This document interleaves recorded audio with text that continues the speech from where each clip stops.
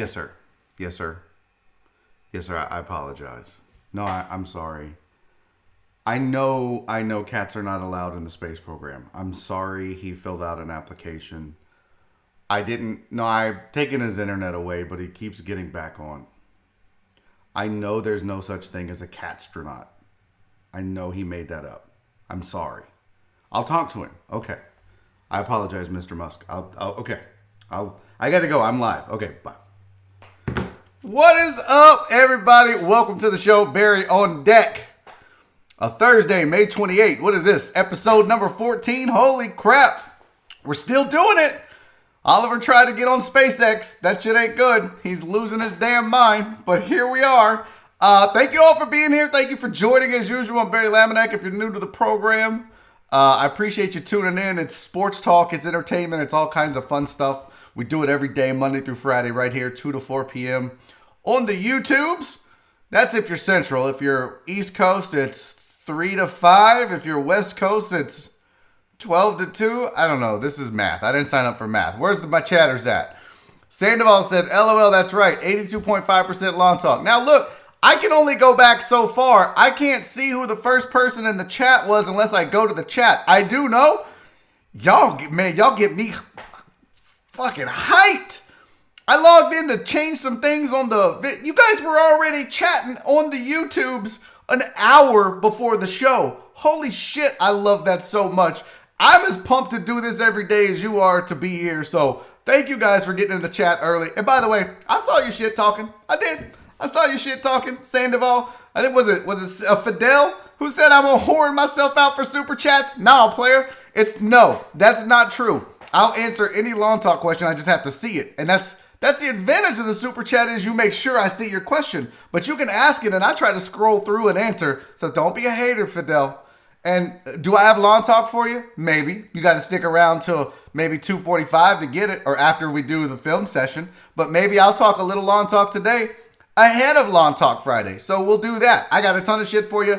My guest today at 3 o'clock joining me on the show, hour number 2, the hilarious Grady Pruitt. I'm going to have like a 5-minute clip of Grady or 4 minutes at the break.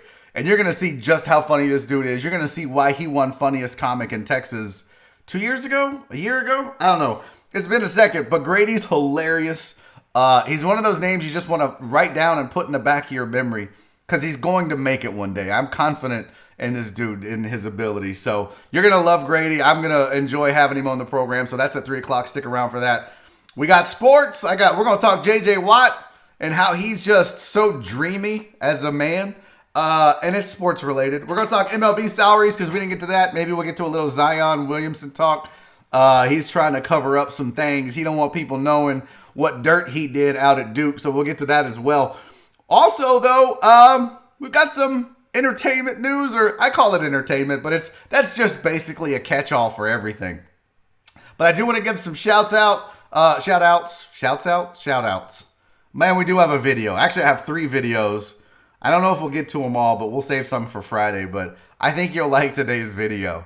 It involves an armed robbery. All right. In the chat, Terrence Gentry, what's up, homie? PayPal Pete. Fidel, you bastard. I already mentioned you, but not for good reasons. Cowboy fan, what's up, man? Michael Thurber, how's it going, Virginia Buttonweed?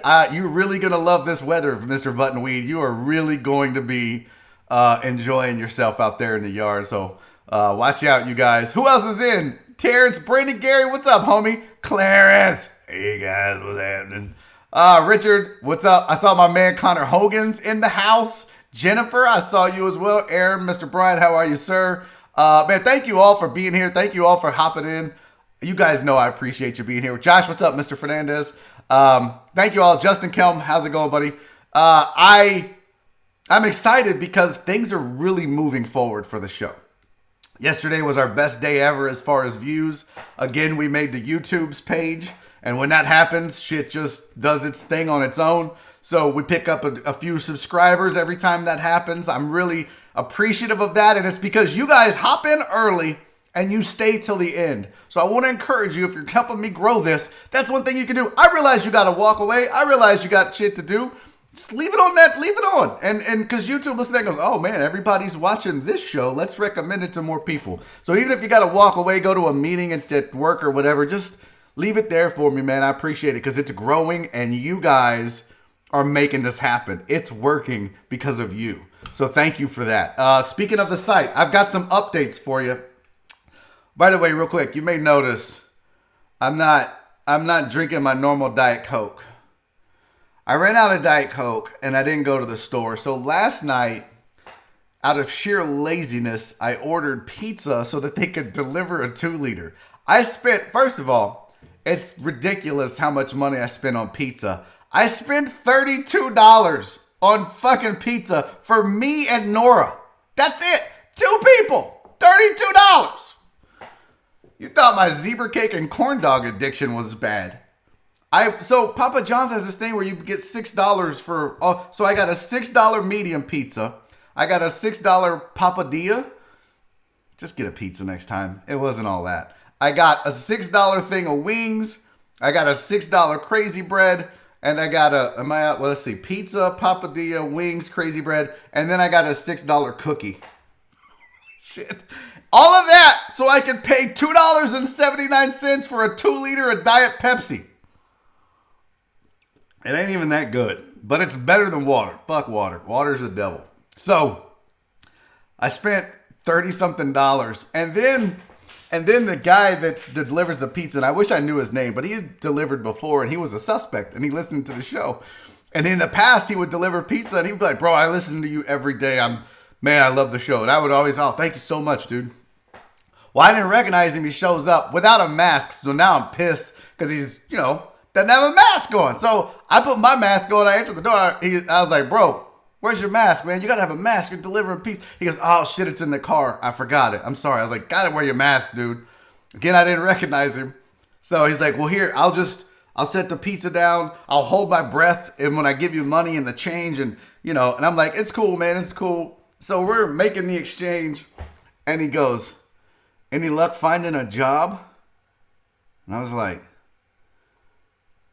I thought he was asking me if I had any leads on a job for him. Because that's what he said. He goes, any job leads? And I was like, bro, I got my own problems. I'm not going to help you find a job too. What are you talking about? So I was just like, and he goes, I listened every day, man. It really sucked. I was like, oh, you meant me. Okay. No, that's my bad. That's a total misunderstanding on my part. I thought he was, yeah, we got the pizza thing done, but $36 with tax later.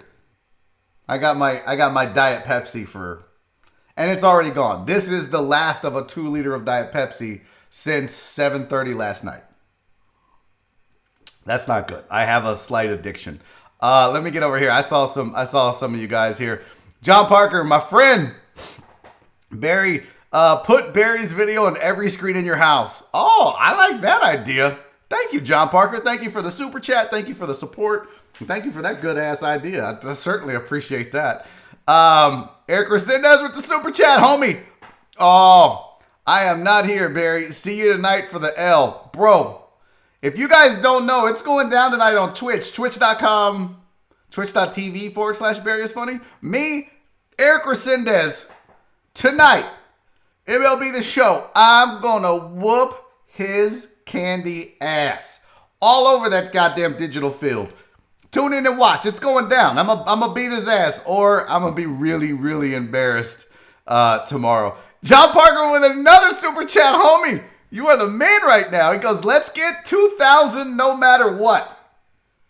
I'm down with that, but you guys know the deal. On the Discord server, I agreed to a challenge that the deckheads had from the Discord server. And I'll explain what that is if you don't know. But they said, look, if we can get 2,000 concurrent viewers all at the same time watching the show, you have to get a vanity plate that says catnip, and we'll pay for it. Well, they wanted to do 1,500. I was like, no, you got to do 2,000. And it's got to happen before the end of July 31st. I don't even know what day July 31st is. That might be a Saturday, so it would be July 30th if it was. But it has to happen before the end of July. Can't be August 1st. It don't count. So between now and then, 2,000 viewers, I will roll around H-Town with a catnip license plate. It will happen. I'm a man of my word. And I was thinking about it. That's like a tattoo for your car. This was not a smart thing to do. But I'm down because I challenge accepted, and I love you guys for helping me grow this thing very much so. I'm trying to see here. What am I missing in the chat? A slight addiction. Shut up, Clarence. It's a big okay. My Diet Coke addiction is only slightly worse than Oliver's catnip addiction. Okay. PayPal Pete. Thank you for the super chat, buddy. Catnip plate. Let's do it. No. Listen, the dude tried to be a castronaut. There's no such thing as a fucking castronaut. Justin Kelm, what's up, homie? Here's some Diet Coke money. Thank you for the super chat. I'm going to need $36 for a 2-liter is essentially what I ended up spending. But I appreciate you, Justin. I'm glad you survived the tornado, homie. Y'all, man, give it up for Justin. He survived a damn tornado last night. So, what time for the Twitch? Fidel Limon wants to know what time for the Twitch. I think we're going to shoot for either 9 p.m. or 10 p.m. Follow Twitter at BarryIsFunny. I'll tweet it out, let you know when it's going down. But I'm for sure whooping his ass. Okay, it's definitely happened. Chris Householder, hit the like, people. Dude, Mr. Householder, thank you, my friend. Thank you for the support with the super chat. Thank you for telling people to like the program. I appreciate you guys. Man, y'all are just coming through in the clutch. Josh Courts, here's for some corn dogs for supper. I did see you guys, Josh. Thank you for the super chat. But I did see you guys talking about Sonic has a deal on fucking corn dogs. Bro, I'm serious. $2, 50 cents a corn dog. Josh, you just bought me 4 corn dogs. And you guys know, Daddy can eat 4 corn dogs. Michael Lozano with the super chat. Refund you after spending all money on the pizza. Bro, I appreciate you. Thank you. You guys, I might make enough today to pay for the pizza last night. I had to the wife was in on it, but I appreciate that, my friend. That's very kind of you, Michael. Thank you for the super chat. Thank you for being here. Jimmy John wants to know, what's the 2,000 terms? Is it during live stream or total on that or total on a single video? Nah, bro. Yesterday we got 7,000. We have a video with 5,900 views, 5,600 views, 40-something hundred views. It can't be total because the first week we averaged over 1,200. It's got to be live like right now. Like I don't know how many you're on. I can't see. For some reason I had that number and it disappeared, but it's a good thing because if I'm just talking just you and me, I don't want to know how many are watching.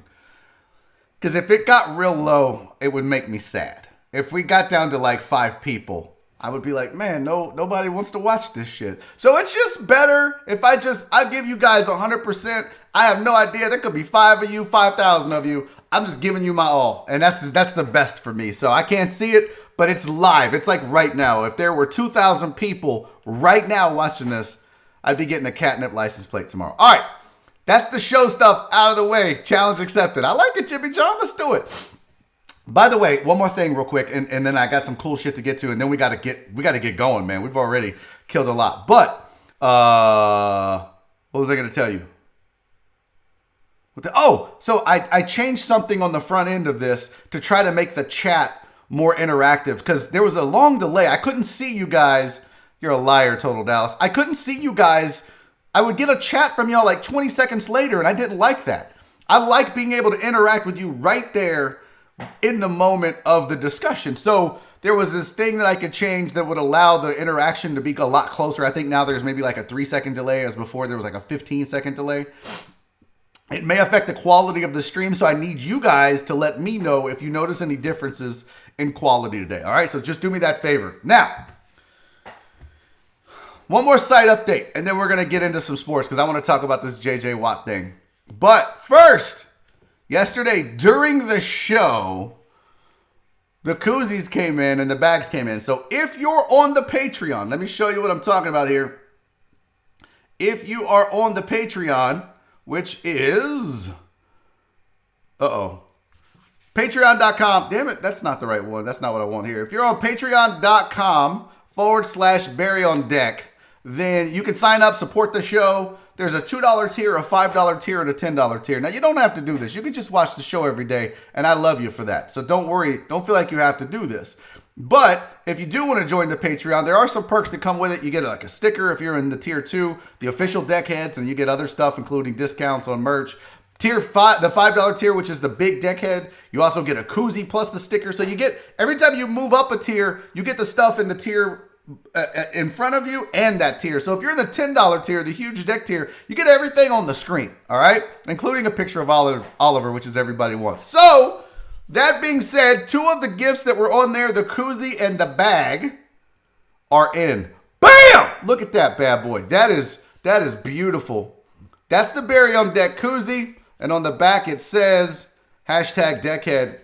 Now, I didn't get the cheap ones, okay? I went out and got the ones that are neoprene, and they're sewn together. So these are really good koozies. Like, I have the other koozies, but I was like, you know what? I sell those for $5, usually at comedy shows, or I give them away now if people sign up and join my mailing list. But I was like, I'm going out for the deckheads because they went out for me. So if you get a koozie, these are the good ones, I promise you. And they came out dope. So that's if you're in the big deckhead tier, you'll get that plus the sticker. I'm waiting on the stickers to come in. They're not here yet. But the other thing, if you're in that huge deckhead tier, bam! There's the drawstring bag that came in. You put your shit in there. You walk around with your beer, or I don't know what you cats carry. But this is the bag that came in. These are real nice as well. On the back, it says deckhead, so you can wear it front or back.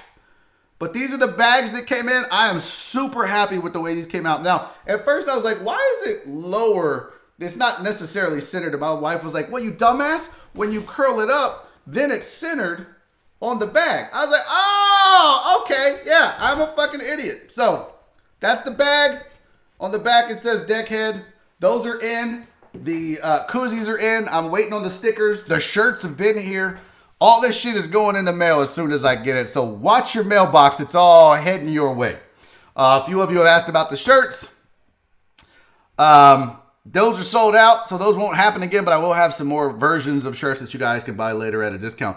Also, this was kind of cool. I don't know if anybody would be interested in this, but when I ordered from 24-hour wristbands, they threw this in. It's a little Kobe wristband, and it says, "Despite fear, finish the job." So what I might do, if there's any Kobe fans out there, I might do a giveaway for this or something like that. But you got to be a Patreon subscriber to be in the running for this. So, you know, if you want this, I'll give it to you. I'm not going to keep it. So we'll do that as well. Is that Barry's Diet Coke koozie? Nope.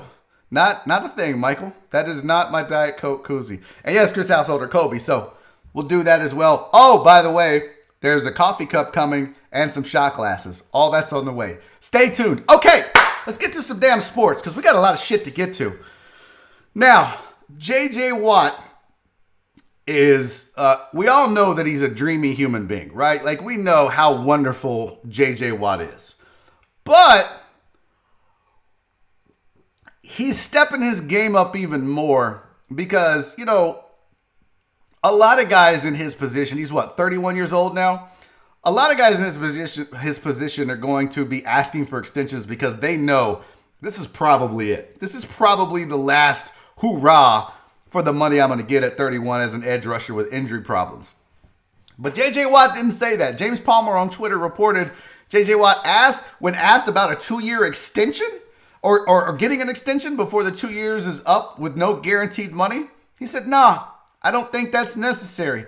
I think that I fully understand and respect the situation that I'm in at the moment and what has happened the past few years, basically talking about his injuries.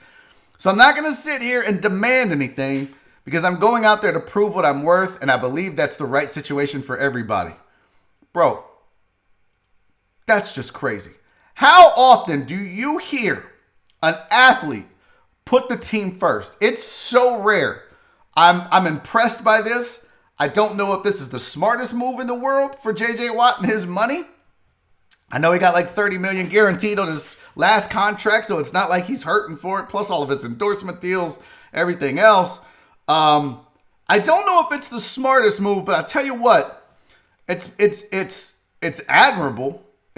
No, Jorge, Mr. Franco, JJ is not fake. That is not true. I believe him. But I was looking at it and like, man, if you look at his salary right now, if you look at he's going to make $15 million in 2020, but there's no guarantee. If they cut him, that's it. There's no dead cap space. The same thing is true in 2021. I'll tell you this, though. Ain't no way in hell the Texans are cutting J.J. Watt. I don't give a shit if he's got to go out there with a walker. This city would lose its collective mind if they cut J.J. Watt before his contract is up. Now, if they can't negotiate a better deal, I think Bill O'Brien's used to being the heel already. And if you'll trade DeAndre Hopkins for nothing, you'll certainly not re-sign J.J. Watt to a stupid deal. So, will this be the last 2 years of J.J. Watt as a Houston Texan? I think it's very possible because we know how the NFL operates. We know that when you're old, I don't give a shit what you've done. It's a business, and there's no loyalty in the sport unless you're Cal McNair and Bill O'Brien, and then apparently, or the McNairs and Bill O'Brien. Then apparently there's all kinds of fucking loyalty. But the fact of the matter is we may be watching the last 2 years of J.J. Watt as a Houston Texan. He'll be 33 when it's time for a new contract. He'll be an aging veteran. So I'm not sure what the future would hold for him. I'll say he won't get another big deal, but I will say this. Be on the lookout, because if he comes back with a vengeance, because if you look at his quote, think about this for a second, y'all. Think about this. He said, I think if I went back and asked for an extension or more money or anything right now, I think that would be the wrong move. I'm just trying to go out there and prove my worth and help this team win games and do everything to earn and make these people know I'm worth it. What he's basically saying is, if I win Defensive Player of the Year this year, or I lead the league in sacks, or I'm back to my normal disruptive self and I'm one of the 2 or 3 best defensive ends or pass rushers in the NFL, then we're going to talk contract extension. So be ready for that. Be ready for that, because he's saying the right things. He's doing the right things. But be ready for, okay, I proved myself. It's time to pay daddy.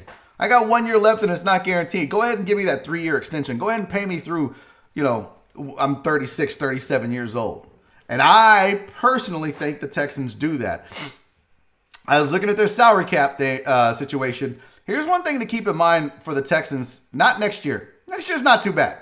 Next year, when you look at free agents that are on this team that you've got to worry about, it's not awful. There's a lot of them, but there's not a lot of them that you look at and go, oh shit, how are they ever going to survive without Kenny Stills and AJ McCarron and Brennan Scarlett and Garyon Conley? I mean, Will Fuller's on there, but they've been surviving without him since he's been a Texan.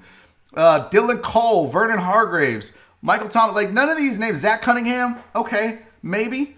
But none of these cats are really anybody you worry about. Carlos Watkins, he could be the next DJ Reader, but I doubt it. None of these cats are really anybody you look at and think, oh, can't lose that. But fast forward another year to 2022. That's when things get really interesting. You got J.J. Watt on that list. You got Deshaun Watson on that list. These are all your 2022 free agents. I'll start at the top. J.J. Watt, David Johnson, Zach Fulton, Duke Johnson, Angelo Blackson, Deshaun Watson, Darren Fells. You got Justin Reed on that list, Jordan Akins on that list. They're going to be due a lot of money in 2022, and they're going to lose some players because of that. So here's one thing to consider. You might see the Texans be aggressive trying to get J.J. Watt to sign an extension before he becomes a free agent. That way they know more money than they know about what money they have to be able to sign guys in 2022. They could take that same approach with Deshaun Watson. So it's very possible that they're like, yo, let's just get this extension done. We got you. You got $17 million coming in 2021. We know that. I think that's what I saw for Deshaun was $17 million in 2021. Yeah. So this year he's due $2.35 million, which is a fucking bargain. $17 million is a bargain for Deshaun Watson. So they've got that. Now, some people will tell you, oh, but they could franchise Deshaun for 2 years. Do you really want to do that? Do you really want to piss off one of the best quarterbacks in the NFL? Yeah, you can do that to guys like Alex Smith.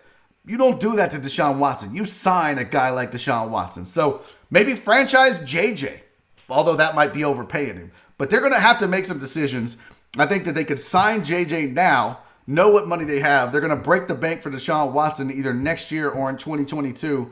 And then some of those names that we talked about, including David Johnson, who you just got by giving away DeAndre Hopkins, could be gone. So what are you left with out of that deal? Nothing. So be ready, Texans. But my hat's off to J.J. Watt, man. I really appreciate. I think he was honest and sincere about it. I don't think he was a ploy or anything like that. I think he legitimately felt that way. But I think he's also set him up to say, if I have a big year, pay me. So, all right. That little J.J. Watt action I wanted to get in there. What time is it? 2:27. I want to do a little bit of this salary cap discussion because shit's getting heated in Major League Baseball. I don't know if you guys saw this. I meant to do this yesterday, but we ran out of time. But Jeff Passan had to boo that man, Jeff Passan. See, I don't work for ESPN anymore, so I can just sit here straight up say, fuck Jeff Passan. As a staff, record label, and as a crew. And if you're down with Jeff Passan, then fuck you too. I don't know all the people that would be on that record label with him. But he did have a tweet where he talked about the potential salary cuts in Major League Baseball. Because if you guys haven't heard, baseball's new salary plan, their new structure that they're talking about is they want a sliding scale for players. So the players that make the most money would take the biggest hit. And the players that make the league minimum wouldn't be giving up as much salary. And I think the range goes from league minimum, you lose about 58%. And at the very top, Garrett Cole and Mike Trout would lose about 70-something% of their salary. So this is what the baseball owners is asking for. And the players are like, But it's not all players saying that. It's really just the ones that are up at the top that are like, nah, you're not gonna, let's just make it like a cut across the board, 50% or whatever it is. But they're not playing fair. They do want a prorated, but they don't even want cuts. If you haven't been seeing this, basically baseball came out and asked originally, the owner said, hey, let's prorate your salaries. If we only play 81 games, don't make us pay for 162. Let's prorate the salary. So the players go, cool. But then the owners realized, oh shit, we could lose $670 million a game if we don't have fans in the stands. We can't prorate this. You guys need to take a pay cut if we're going to do this. The players are like, nope. The deal was prorated. That's where we're at. And the owners are saying, nah, but we don't have money. We need you guys to take not just a prorated, but a sliding scale cut across the board because we're hemorrhaging money right now without fans in the stands. And baseball is kind of digging its heels in now, as usually is the case. But this is kind of what the sliding scale would look like according to Jesse Rogers of ESPN and Jeff Passan. You're looking at like at the bottom, if the league minimum is $563K, that person would make $262K for half a season. Up at the top, you go from $35 million to $7.8 million. That is a significant difference in total pay salary. Just to put it in some perspective, they show you what it looks like for players at the very top and the very bottom. Of course, this is the Yankees with Cole and Gardner and Sanchez and the like. But you can see it ranges at the bare minimum. It would be a 53% pay cut. At the very top, 77.6% pay cut to Garrett Cole and everybody making $36 million. Now, I see you too in the chat, by the way. I see you guys, you guys don't give a shit. You don't care. They're fucking rich millionaires. And I get that. And here's my thing. I don't give a shit that these guys are only going to make $7 million and not $38 million. That's not my problem. I do think you have to be concerned about a couple things here. I do think you have to be cautious as an owner if you're not trying to just pass along your losses so that you can recover and make a profit. No one's making a profit as a business right now. That's just something you have to deal with. And I'll show you a quote from Scott Boras in a second where he talks about the fact that the owners kind of did this to themselves. But I do think as players and as owners, you have to be cautious. On the one hand, the owners have a business to run. And without their teams around, there is no baseball for players to play. You can go play in the Korean League, but you ain't going to make that kind of money. You're not going to make MLB money across the board. So the players, because they're always like, yeah, without us, there's no league. And without teams, there's no league. That's a two-way street. But I think the players also have to understand, Bro, this is fucking ridiculous times, okay? We're all taking salary cuts. Hell, some of us are losing jobs.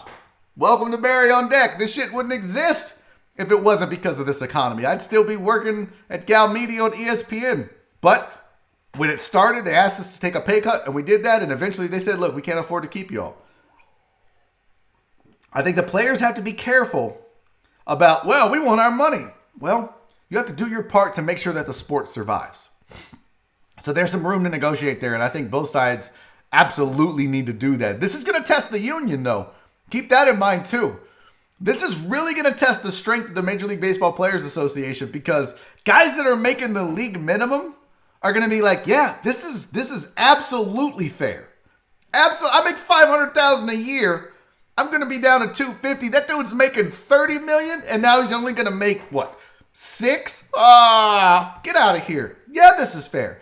But the guys at the top who have a lot of pull are going to be pushing back saying, nah, this isn't fair. This is in all of our best interest to fight this, when that's not true. That's absolutely not true. Now, Scott Boras came out, and he had something to say about it. This is what Scott Boras sent to his players via email. He sent the following. He said, hey, look, remember, games cannot be played without you.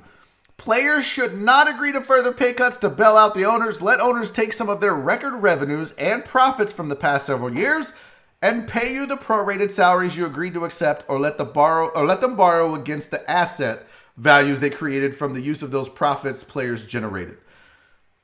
Man, Boras is kind of an asshole, because he's telling his players to stick to their guns. This is not just renegotiating a collective bargaining agreement. This is a different time.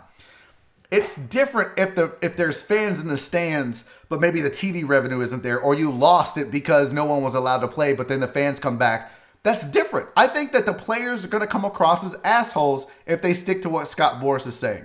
And he's trying to make the case that, well, they go out and they borrow money, the owners do, to renovate the stadium that benefits them. It benefits the players, Scott, you dumb shit. I'm not a genius, but if the owners make more money, that's more money they can pay in salary to the players. So as revenue goes up, and you see revenue goes up, you're going to ask for more money and get paid that. That just seems like basic shit to me. I don't know. What did Brandon Gary say? He said he helped negotiate that money for them to make. Don't hate the player, hate the game. Here's what Trevor, I thought this was interesting, because Scott Boras posts this quote, or sends that to his players. And old Trevor Bauer, as much as you hate it, old Trevor Bauer had something to say that I liked. He's like, look, I'm hearing a lot of rumors about a certain player agent meddling in Major League Baseball Player Association affairs, if true. And at this point, these are only rumors. I have one thing to say. I like how he skirted it and then goes, Scott Boras, rep your clients however you want, but keep your damn personal agenda out of union business. Boom. Roasted. I tell you what, the more I see Trevor Bauer in the news with the shit he says, more I kind of like the guy. I know Astros fans, that's not a popular opinion. He's kind of growing on me a little bit, though. When he says shit like that, he keeps it real. You can say what you want about him, like him or not. Tyler Bauer keeps it real, okay? That's a fact. Well, so D-Mata said the laws need to change and put a salary cap on baseball. I don't think the players would ever allow that to happen. The owners want that because it benefits them. But that's strictly the players. And I personally, Demetrius, I don't want Congress involved in sports. They got bigger shit to figure out. I mean, stay out of sports. Let sports regulate itself, right? It's kind of like the Adam Smith invisible hand of economy. Same thing in sports. Stay out of fucking sports and look, if the players don't want to play because of a salary cap, don't play. You ain't going to make any money. There's no baseball. And the players say, fine, we're going to hold steady. Look, those owners are still going to be billionaires. Do they have a lot invested? Absolutely. Absolutely they do. But at the same time, what are you going to do, bro? All you do is play baseball. If that goes away, what do you do? No, slippery slope. Slippery slope, baseball players. All right. That is my 2 cents on the salary situations in baseball. I wanted to get to that yesterday, but we got to it today. And we are running out of time, and I promised you guys videos. I still have this shit. Man, look, I got UFOs to talk about. Pablo Escobar has his own fucking iPhone. I really want to get to that. Tomorrow we're going to get there. Hey, Christian Alonso, better late than never. Thank you for being here. Pablo Escobar has his own gold iPhone that you can buy, and it's cheaper than a regular iPhone. I really want to talk about this, so we're going to save that for tomorrow. That'll be the lead right after sports before we do lawn talk and video breakdown. Maybe we won't do sports tomorrow. Are you guys okay with that? If we just skip sports tomorrow and do entertainment and lawn talk and videos and, yeah, like TJ says, film session. I still need to make a little montage for film session. Oh shit, Boston Marathon canceled. Interesting. So I got all kinds of shit for tomorrow. We'll make it fun. But PayPal Pete, homie, thank you, man. Let's get this 2,000 views hit up trending tweets. You are. Did you mean to do that twice, buddy? I appreciate the super chat. I hope you didn't do that twice on purpose. If you need to refund that, let me know. I'm happy to.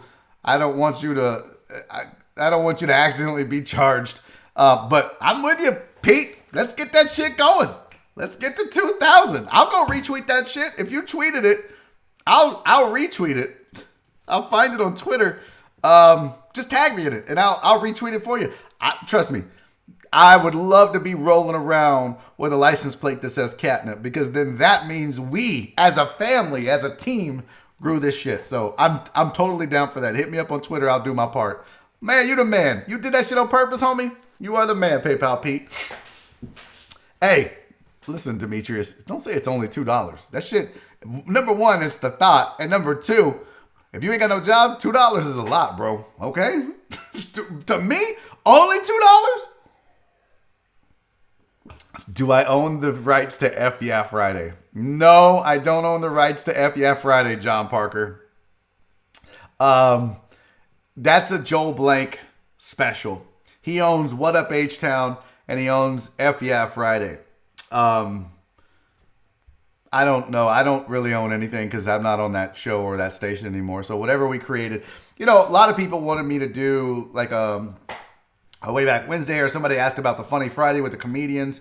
And you know what? I loved The Usual Suspects so much, I just didn't want to bring anything over. I didn't want to copy too much of the show. Few things here and there that maybe were kind of unique to me, like lawn talk, but I didn't want to. I wanted the Usual Suspects to be what it was and not try to be duplicated. Like a shitty sequel to a movie or a spinoff like Young Sheldon. It was The Big Bang Theory. Young Sheldon, not good. Love The Big Bang Theory. Don't hate me. Don't at me, bitches. Brady Gary, thank you, homie. Converting my wife into a deckhand. She also hates seeing her face on TV. What? Send me her picture. I'll put it on the damn screen. Send it to me, bro. Brandon, seriously. Send me your wife's picture. Make her watch tomorrow. Tell me when she's looking. I'll put that shit on the screen, and all of YouTube will see that shit. Well, not all of YouTube, however many people are watching, but we'll do that shit, man. But thank you for the super chat. I very much appreciate it. Okay, here we go. There's not gonna be too late. I got all excited, and then I saw Jennifer's chat message. Yeah, fuck off Friday. No, Jennifer, we're not doing a fuck off Friday. All right, we're gonna keep it civil on Barry on Deck. I just spit on my laptop. That's not good. Okay, here we go. You guys ready for film session? Now, we're gonna do 2 today. Do we have time? 2:40. I have 3 plus a Pablo Escobar commercial for his gold phone, but we're gonna save that for tomorrow. I have 2 today that we're gonna do. The third one was kind of sad. I don't really want to use it. You guys have probably already seen the lady getting stabbed trying to stop looters. People wanted me to break that down, and I'm like, man, well, she didn't get stabbed. She was stabbing people. I don't want to be that guy, but fuck it. So we're gonna change gears a little bit, and we're not gonna do that one today. Maybe tomorrow. Oh, hold up, Eric Resendez, homie.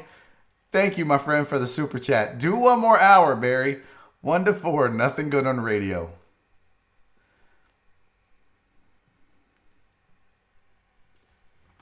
Man. I just can't. I love you, Eric. I love you so much, man, but I can't.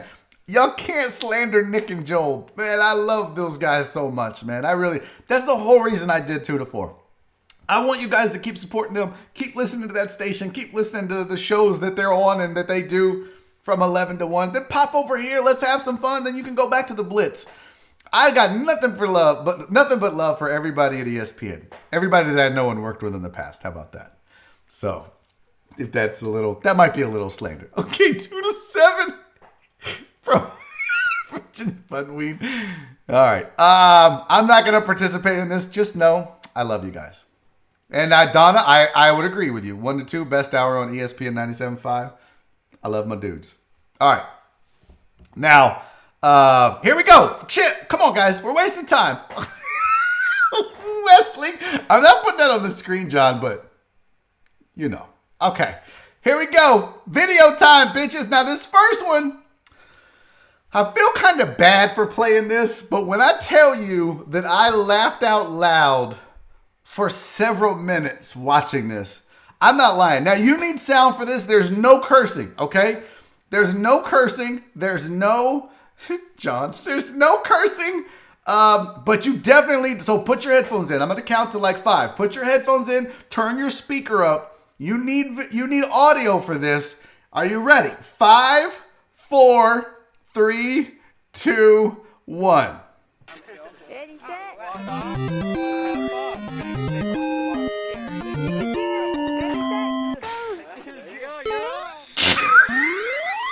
That's so fucked up. They're gonna catch her. Now, let me just stop here because you know goddamn well that they ain't shit for putting that music to this video. Bro, when she jumped and they hit that blow, I've seen this 10 times and I still can't stop laughing at this shit. Oh my God, she just... Okay, now that's fucked up. They hit that super boost. Okay, are you guys ready? This shit is so funny. Here we go. They're gonna catch her. Yeah.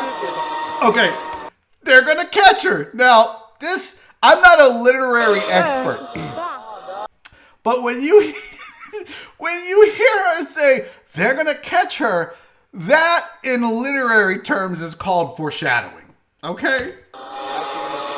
They're gonna catch her.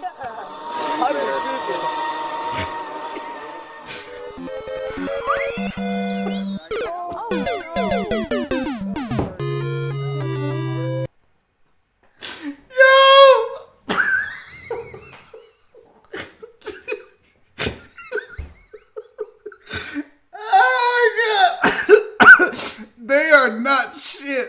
That is the most fucked up video I have seen on the internet. Oh my God, bro. When they hit it with that bloop, bloop, bloop, bloop, bloop, bloop, that is so wrong. Mind you now, she said they're gonna catch her.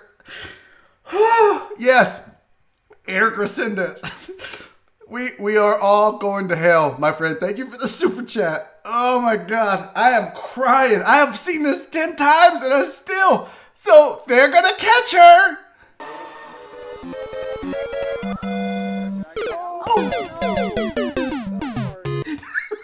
But the best part about this video, besides when she takes off, the little leap, now I didn't mean little leap. I didn't mean it like that. That's the second best part of this video.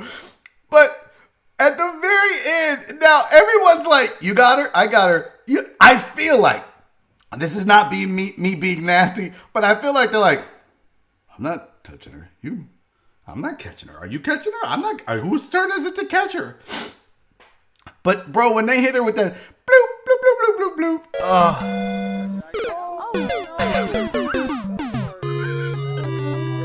Now, this is the best part of the video. Listen to the lady filming it. So you get the jump. Oh, they're going to catch her. Listen to her go. Oh, listen. Oh.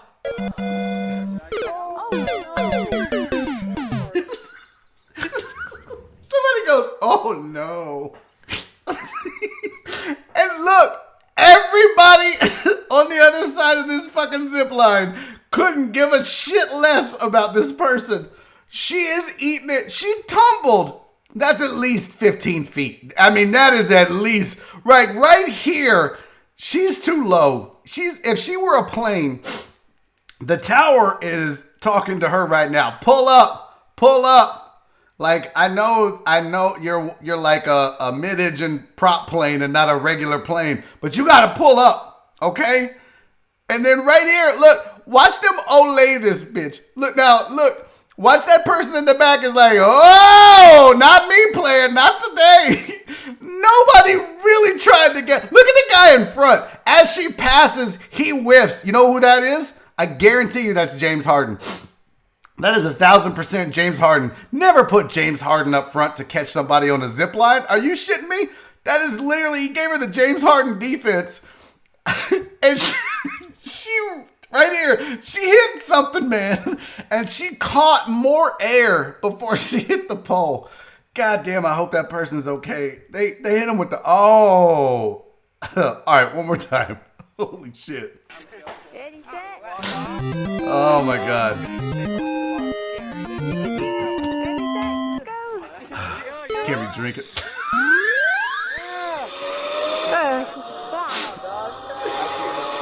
They're gonna catch her.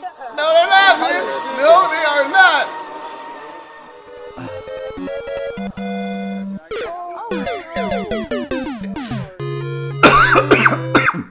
Oh my God, that is the absolute funniest shit. We should not be laughing at that, okay? I do agree we're all going to hell. We should not be laughing at that. Cheyenne Smith, thank you so much for the super chat from one Diet Coke drinker to another. Get that addiction. Girl, I'm chasing it, man. It's like, tie me off and just put it right in there. I would be happy. But thank you so much for the super chat. That's very kind of you. Oh, you are all on a one-way ticket to hell for me. And yes, John Wesley coming in a little hot. Jennifer, I just threw my phone across the yard. I need to know who owes me a new one. Oh, shit, that was so funny. Patrick Randall, homie, thank you for the super chat, man. I meant to hit you up on text, see how it went on your little trip. You got to let me know privately how'd it go. She looks like when you stump your big toe. You are so wrong for that, Patrick Randall. You are definitely going to hell for that. Okay. Now this next one, we got to get to it. We only have 10 minutes left, and then actually we have 5 minutes. Ooh. I don't want to not break down this video properly. Okay, let's do this. We only got to one video today. Tomorrow, no sports. No sports tomorrow.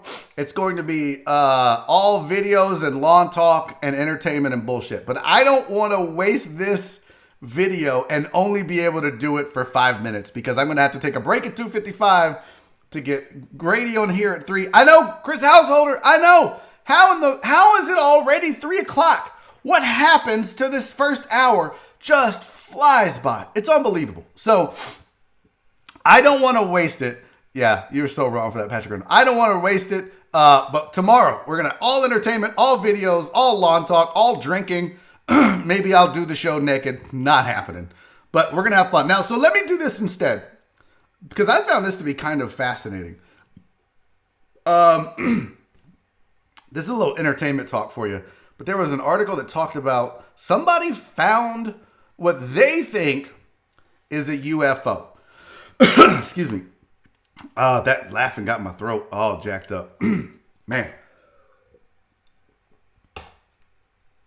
This guy who is a UFO expert, let me see here, expert, this UFO expert guy says he found a UFO off the coast of Greece on Google Earth. It's 80 meters across. It's one of the largest ones and about 200 meters across according to the Google ruler. He said there's several of them there. And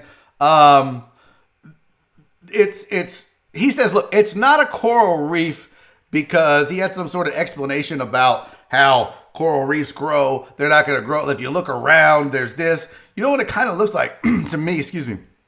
It kind of looks like, no, it's Michael. It's not a septic tank, bro. It doesn't look like a Now, Charles Garza, you might be onto something here. It kind of does look like a butthole.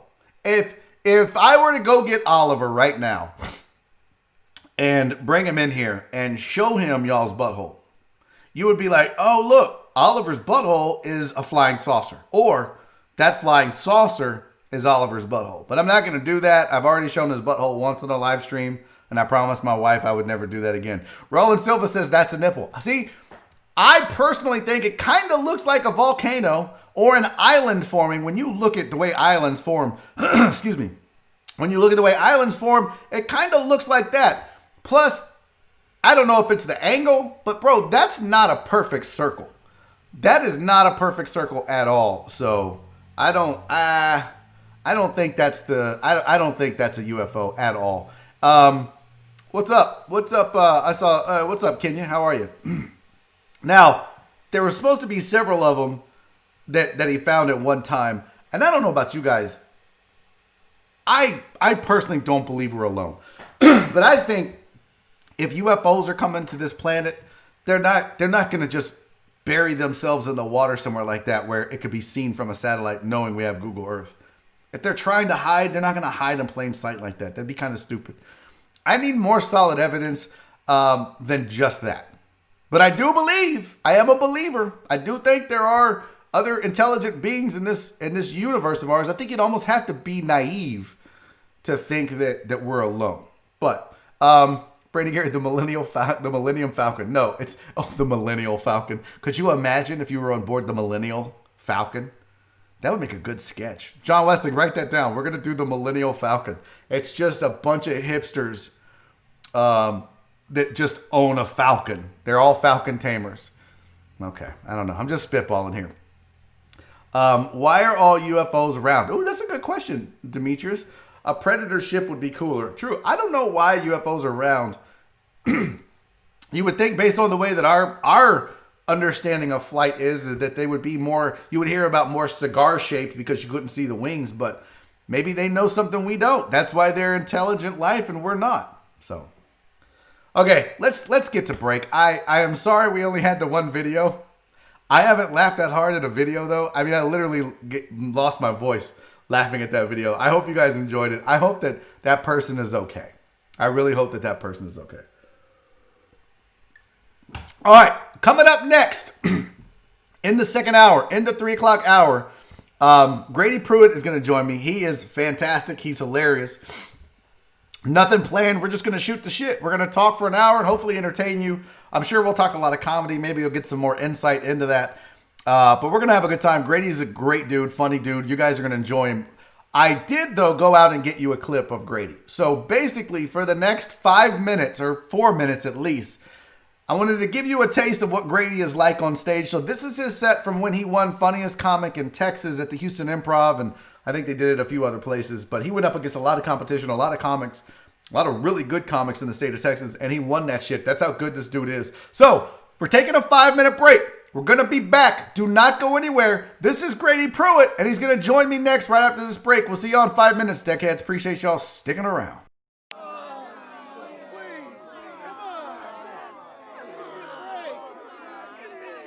But I do work at a sandwich shop. That's what I do.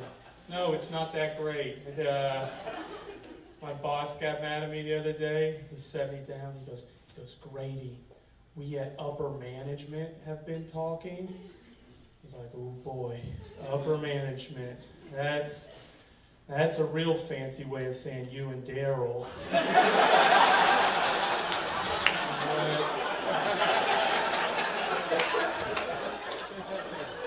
What was this meeting of the bigwigs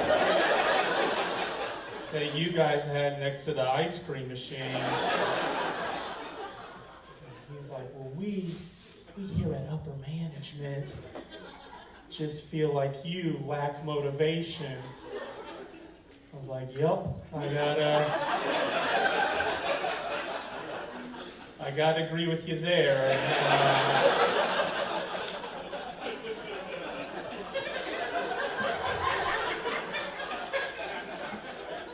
I don't know if you know this or not, boss, but we work at a fucking sandwich shop. So, thought we were on the same page. It's like, yeah, lack of motivation, that's why we're all here.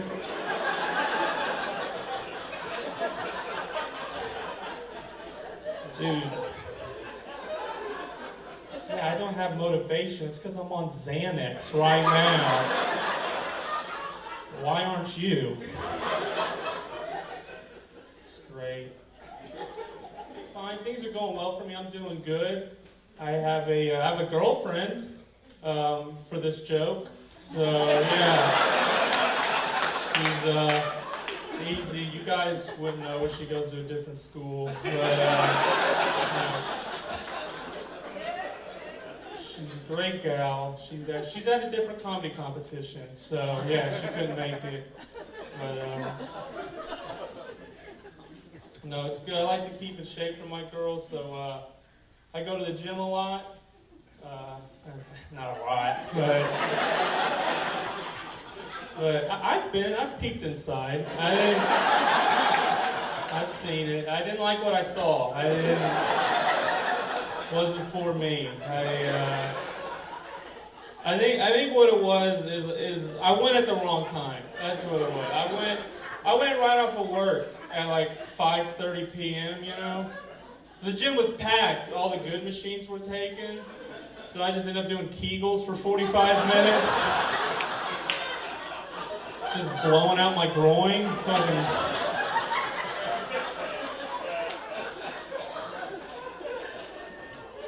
Horrible. I don't know. I actually, with my girl, I actually had an STD scare. Well, that's not the funny part. You're gonna love the punchline. Wait.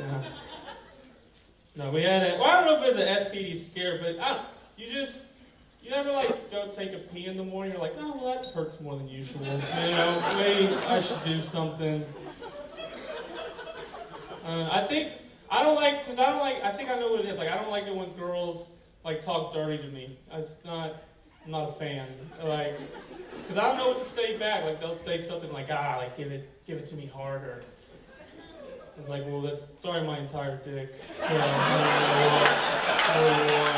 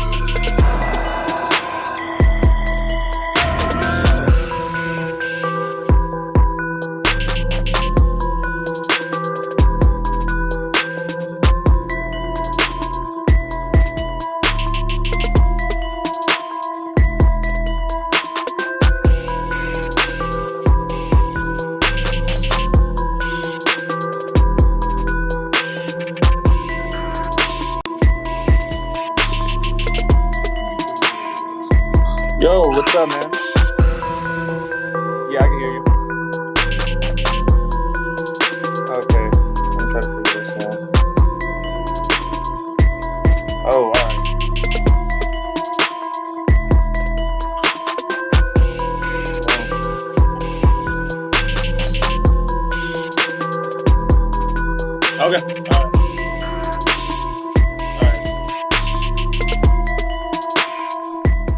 Hey, welcome back. All right, a little bit of technical difficulty. That's my bad. I had to pee more than I thought I would. But we are back. Barry on deck, hour number 2. Thank you guys for being here. Thank you for always, for sticking around through the break. I very much appreciate you guys tuning in as always. Joining me now on the show, like I have almost every single day, as at this time I have a guest, and I'm super pumped because this dude is absolutely hilarious. You just saw a 4-minute clip of him. I didn't tell you, Grady, that I was going to do this, but I ran a 4-minute clip of your set from the funniest comic in Texas to lead up to this. So you literally have to live up to this. If you're not funny, you're fucked. So but you guys joining me right now, Grady Pruitt, man. What's up, homie? What's up, man? Yeah, this is my first time using Skype, and laptop's acting strange, so I had to do it on my phone. I hope it's still coming up good and everything. No, everything looks great. Everything is perfect. Okay. The video looks good. Sound is good. I see you got what's going on in the back there with the pull-up bar. You getting swole, big guy? Yeah, I got the pull-up bar. I've actually been getting the opposite during the quarantine. I cannot stop eating. I don't know what it is. I don't know if it's stress or nerves, but like I've just been like, I was staying on my dad, and he's like a really good chef, you know. So I've just been eating just trays of lasagna and everything. Like that's not good. I probably put on like 15 pounds. No shit. You didn't. When I saw you Monday, you didn't look fat. Is that what the beard is for, though? Because I did have somebody make fun of my double chin last night on Twitter. Is that what the beard is for, to hide the chins? Yeah, it's that, and I'm just wearing real baggy clothing to hide it. Yeah, that's nice. what I'm doing. No. Are you gonna pop a pull up for us? Westling is on the chat, and John Westling said, "Do a couple pull ups for us. Let's see what you got." Yeah, I don't know if you'll be able to. I gotta see if I can prop my phone up here. Yeah, no, I want to see what you got. I want to see how many. Let's see what. Oh no, a little higher. You gotta angle it up a little more.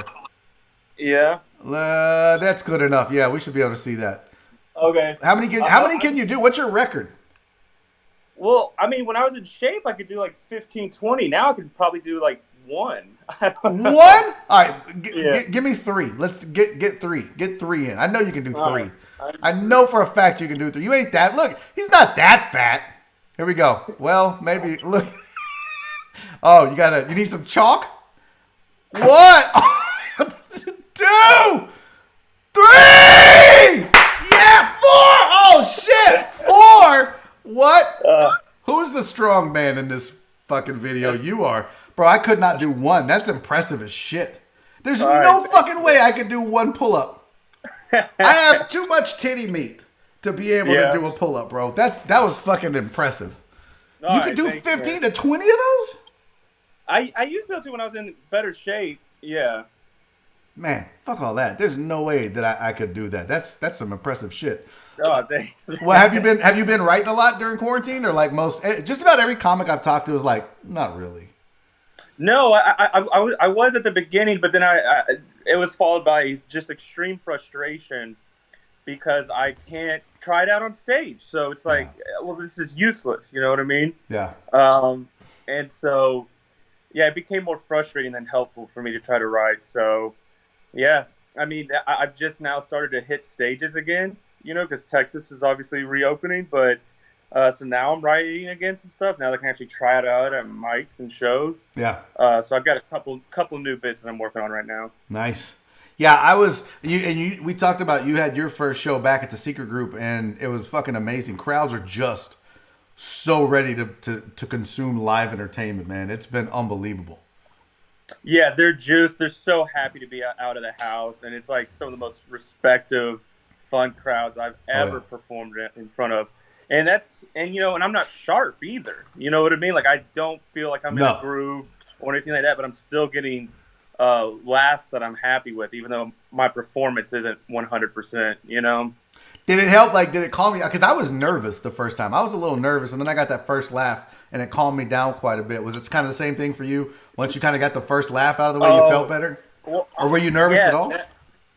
That's what I've been saying is, like, you know, when you're doing stand-up the way we were, or at least the way I was, like pretty much every single night, multiple nights a week, it becomes like a science and, you know, formulaic almost a little bit. You know, it just becomes what you're used to. And then that first time back getting a huge room-filling laugh, it almost stunned me. You know what I mean? I was just like, oh, I forgot how this feels. I've been taking it for granted for so long, and that first one back was like just euphoric. You know, I felt like I was on cloud nine.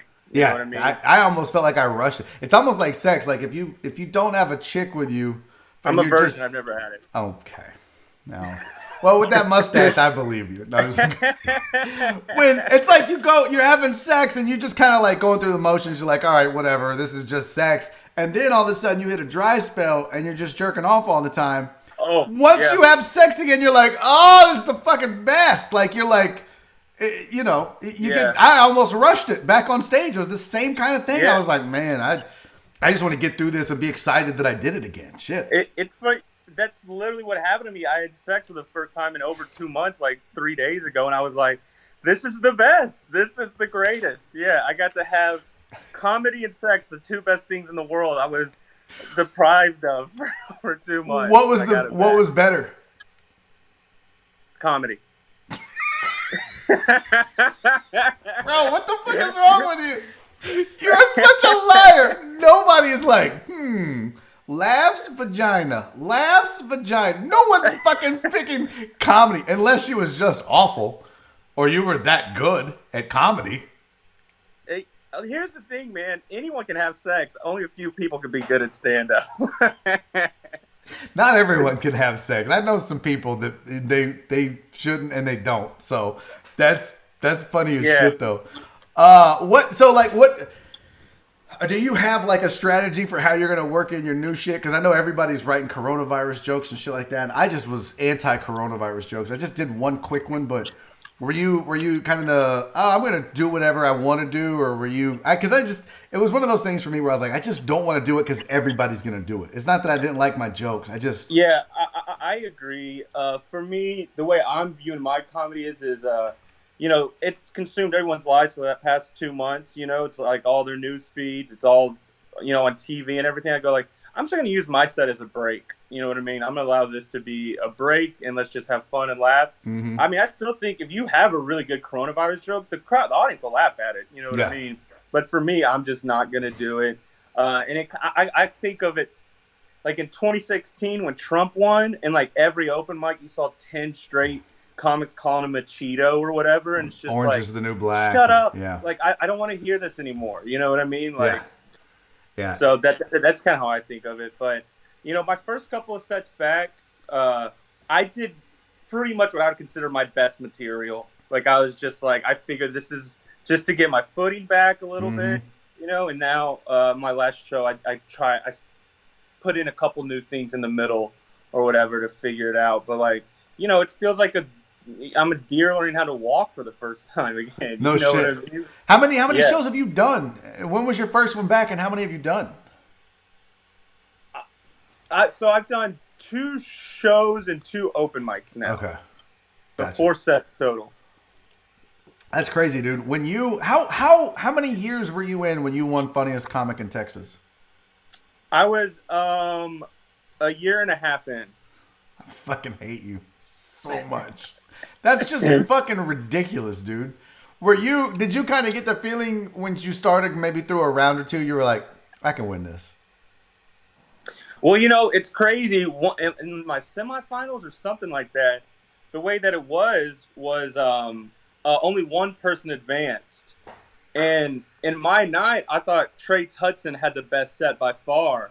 So when they were announcing who's advancing, I was like, well, it's a done deal. Trey advanced. So I was actually outside, like, drinking a beer. Like, I was like, oh, I have no chance of advancing. And then they called it, someone came running. They're like, Grady, you advanced. Like, you got to run in there and, like, whatever. You give a little speech or something like that. No and I was shit. like, what? How did Trey not win or whatever? You know what I mean? Yeah. And then in the finals, I felt really confident after my set. It was one of those ones where in the finals, you know, most comics, they go straight up into their material, boom, boom, boom. I, for whatever reason, had like some riffs up top that landed, and then just setups and premises were killing. And I got off, and I was like, that felt pretty good. And then one of the bartenders came up to me. He's like, you just won that thing. He was like, you just won for sure. And I was like, oh shit, you know, it felt amazing. Yeah. Dude, a year and a half in is pretty fucking ridiculous to be going up against guys in that contest. And there was, like you said, Trey is another one. He hasn't been doing it very long either, but he's a killer. There were some really strong comics in that contest. And for you to win, that says a ton, dude, about how far you progressed in a year and a half. Well, contests are one of those things. It's not about who's the best comic that wins. It's about who has the best set that night. I will tell you 100%, I beat comics that were way better than me. In that finals, I could probably make a case, and most people would, that I was the worst comic in the finals in terms of my experience and everything like that. But that night, it was, it's all about that set that one night. Dude, fucking contests are crazy, and I always warn people, contests, if you have a lot of energy, because it's not necessarily, you're right, the funniest comic isn't always going to win the contest. It's the best set. Yeah. And even it may not be the best set. It may just be the guy that's most liked by the crowd or the judges because he's high or she's high energy or energy in a contest is critical. And that's what, like, you're kind of a low energy. You remind me, and I think I fussed at you once about this, but you remind me, you're very much, you have a Nate Bargatze vibe to you. And I think I got on you. Okay. I was like, bro, you sound like, and you're like, I really don't mean to. And I was like, no, I get it, but if people start telling you that shit, just be aware of it. But your writing is so good. That's also why you remind me of him. It's not just sometimes the case, which, by the way, you don't do it anymore. I heard it a little bit in this set that I played, but I don't hear it when I see you anymore. So I don't know if you consciously worked on that or not, but it doesn't exist. Yeah, I think I heard, if I watch that YouTube set or whatever, I hear it a little bit more. There's some things I can't change. I'm a straight white dude from the South who talks kind of slow. And you know what I mean? And I have a self-deprecating kind of story vibe, style, which is all him too. And I was starting to get that. Like, people would tell me you kind of sound like Nate. And I intentionally refused to watch any of his stand-up, listen to any interview, podcast, or whatever. Not that I was watching him a ton to begin with, but I made a conscious effort to do not listen to anything by Nate, just so if anything is seeping in, I don't want that. Well, but the comics that I grew up, like, my favorites are like Bill Burr, Patrice O'Neal, Dave Chappelle, but I don't sound anything like any of those guys. No. Those are the ones that I consumed over and over and over again, not Nate Bargatze. The funny thing is you're not the only comic that does that. There's a lot, and in fact, I was talking yesterday about this, and we were talking about how it can become easy to actually. Alan Adams did the show yesterday, and we were talking about how if you work with a guy long enough or you watch him too much, you can almost start to mimic them. Even now, as a 7-year comic, you can still fall into that trap. But I tell you what, you're not the only one. Like Victor Tran, when he first started, who is another amazing comic and great writer, he had a very Bill Burr vibe to him. And a lot of people kind of similar with you. When you recognize that a dude is going to be a great comic, that's why we tell you. Like, there's one dude that does Mitch Hedberg, and he's fucking awful. And he's just a horrible comic, and so no one tells him because no one gives a fuck. So I hope, like, when you were hearing that, you weren't taking offense. It's because people want you to be recognized for your individuality. Yeah. We did the same thing with Victor. Victor had a very Bill Burr vibe, and people were like, bro, just be yourself. And he's like, well, I'm not doing it intentionally. So it kind of sucks, because if that's your style, if that's just your delivery, you can't, you're being original, but then people are like, nah, he's trying to be this, even though you're not. Yeah, there's some things you can't change, but there's, like, I think I can make a conscious effort not to listen to him or anything like that. Yeah. And it's funny, I actually know what comic you're talking about too with the Chadberg thing. Like, I remember him, and I remember I actually brought it up to him once. I was like, dude, you sound a lot like Hedberg. And he's like, really? I don't think so. And I'm like, oh. I mean, it's like, you did his rice bit. Yeah. You're literally doing his fucking jokes, Albert. Oh, did I? Yeah. Not Albert DeLeon. Another one. What was his? I don't know his last name. I don't give a fuck. But yeah, Andy Huggins, and somebody else in the green room were like, dude, you have to stop doing Hedberg on stage. One, you're not funny, and two, you are just straight ripping him off. He goes, I don't even know who that is. You're a fucking liar, bro. This is why no one, like, that's just awful. You know who the fuck Mitch Hedberg is. You're mimicking him. By the way, PayPal Pete hit me with the super chat. He was like, Whiskey Brother Trey Tutson is legit. Trey is legit. Here's what's crazy, and thank you for the super chat, Pete. here's what's crazy is there's like every comedy, there's like almost like a graduating class or a scene within the scene, right? Like for me, I kind of started around Victor. Actually, I take that back. I started initially when right after Jermaine and some of these other cats had started, but I was kind of in the Victor Tran and Ashton Womack and Dale Cheeseman sort of. It's a hell of a class. Yeah. And I was by far the worst. Real young too, right? Yeah, but like you and Trey kind of get lumped together. Like it's like that's the head of this class. It's you and Trey. Does that bother you at all? No, not at all. I mean, yeah, me and Trey. First of all, Trey's fucking hilarious. I would say Trey's the funniest person I've ever met. Like as a person, Really? just hanging out with him, unbelievably funny. Yeah, like just can't help it. But yeah, like. I mean, that doesn't bother me at all. We did start together, like almost at the exact same time, and yeah, we became friends because we had to do we'd always every Tuesday at the Improv open mic. Do you remember when they would do the lobby mic where you performed in the lobby? You did that? Yeah, because it would be it'd be like if you are a comic who's a little bit more established in the scene or works the club, you get to do 5 minutes on the actual main stage, but there weren't enough room for everybody. Right. So with everyone else, newer comics and everything like that, they just put up a mic in the lobby where we just performed in front of each other in the lobby. And then, real comics would like come through to like buy a drink, and everything. And so me and Trey started out like that, doing the lobby mic, 3 minutes. And here's the thing. It just is a cesspool for crazy people. You know what I mean? Like literally like homeless people off the streets, schizophrenics, like everyone comes through that, and like me and Trey were essentially two of the only normal people there, and so we would just kind of be like in the back, like, yo, this person's insane, right? And be like, yeah, right, yeah. That's how y'all became friends. Everyone's crazy, yeah, and that's how we became friends, yeah. Usually though, like funny dudes will kind of find each other in a scene, like. You'll have guys like Victor and Ashton and Michael Dede and some of those guys kind of formed a bond and a friendship because you find each other. Do you feel though like you get always, because even when I was doing that workshop on Monday, I kind of him and Trey, and if they mention you, they mention Trey. If they mention Trey, they mention you. You're good with that though. Like it doesn't bother you that you don't have your. It's not that you don't have your own identity, but it's just like when you talk about scenes and classes of comics. You two get mentioned together. That doesn't bother me at all. I would be offended if Trey wasn't funny. Like if they put me together with like some guy I just think is an absolute ass. Like, you two guys are a pair.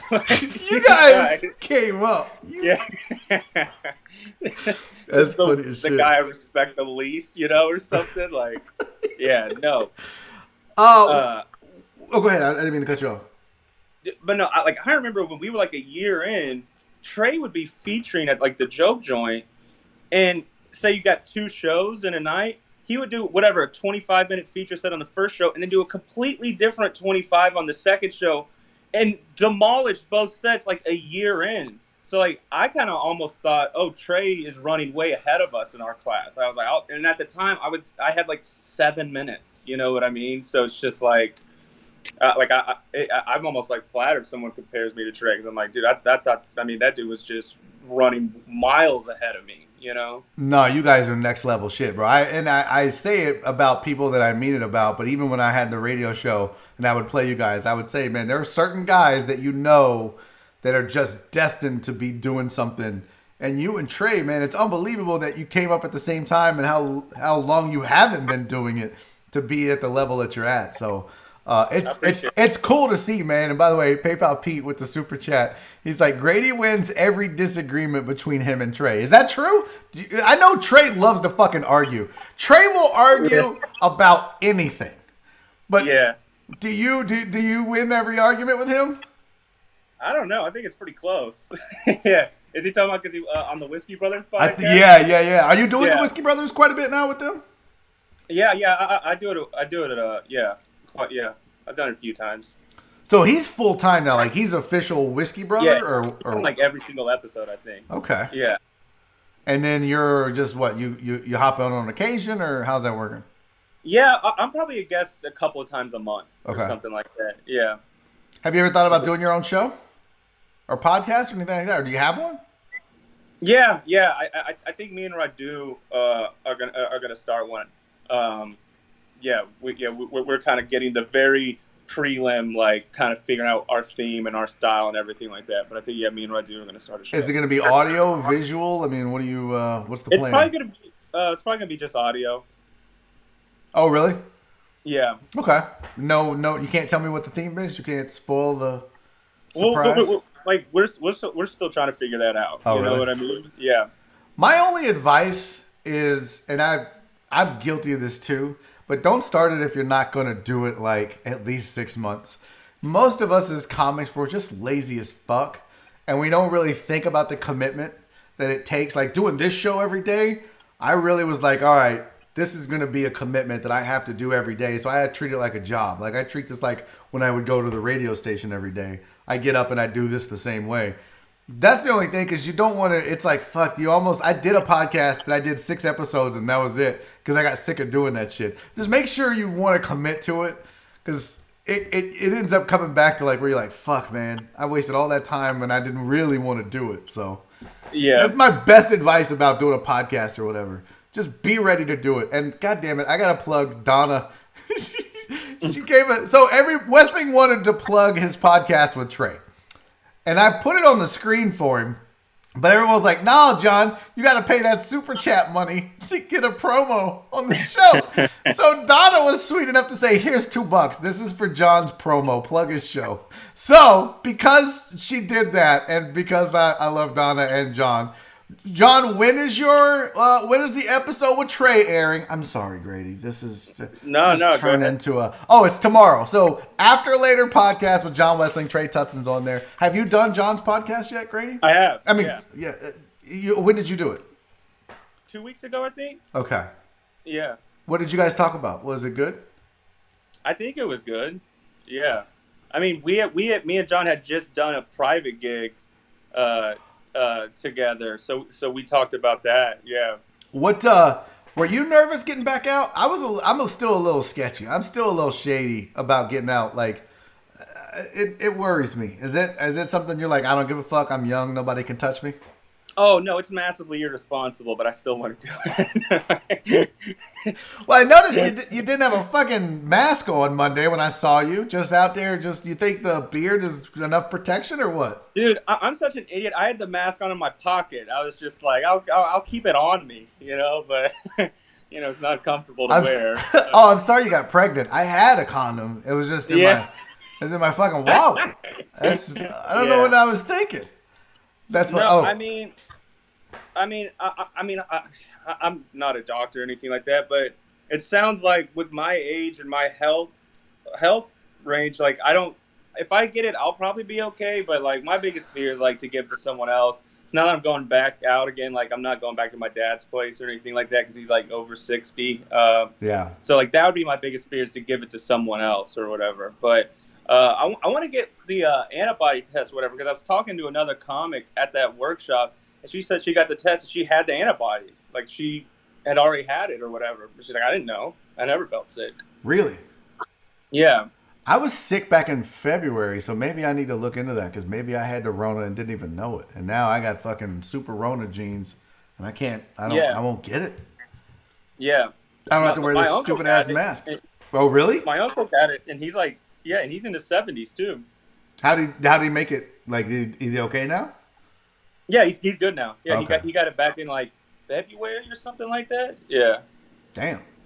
Let me finish this though. Chris Reyes, he said, because Donna tipped $1.99 for John's plug. And then Chris Reyes hit me with an $8.01 super chat. Here to finish off the $10 plug for John Westling. Bro, John, look at you. Out here guilting people into super chatting me to plug your After Later podcast tomorrow with Trey Tutson. All right, you got your money's worth. What are you going to start fucking hitting the road for real, Grady? You need to be on the road. Now I really hope Trey cancels on him, after all these plugs. It doesn't even show up. I think they've. And I wonder if they've recorded it. Can we text Trey? That would be great if we could get Trey to be like, "Hey, bro, can you just do it next week?" Actually, instead of doing John's show tomorrow, do my show live. I'll give you the $10 that people paid. Oh, dude, this would be fucking. This is what we need to do. I need to text. I'm playing right now. I'll chip in $10 to that cause right now.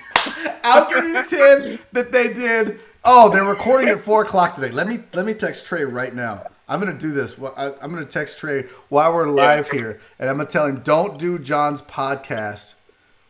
Don't. I'll give you $20. Don't do John's podcast. I'll give you $20. All right. We're doing this. Yeah, right there. Don't do John's podcast. All right. We'll pay him $20. This is going to be great. We're sabotaging John's podcast. This is fucking awesome. I'm going to do this to you and Radu. I'm just going to start sabotaging everybody's. Yeah. Oh man, when are you gonna hit the road, dude? When are you gonna get out there and hit the road? You need to be on the road, like legitimately featuring and moving up to headliner. Yeah. I mean, you're preaching to the choir. I agree too. I don't know how to get into these clubs for the most part. I don't, I just don't know how unless of I work the improvs because I won their contest, so I can go work the Addison and San Antonio and Houston, and I just now got into the Hyenas.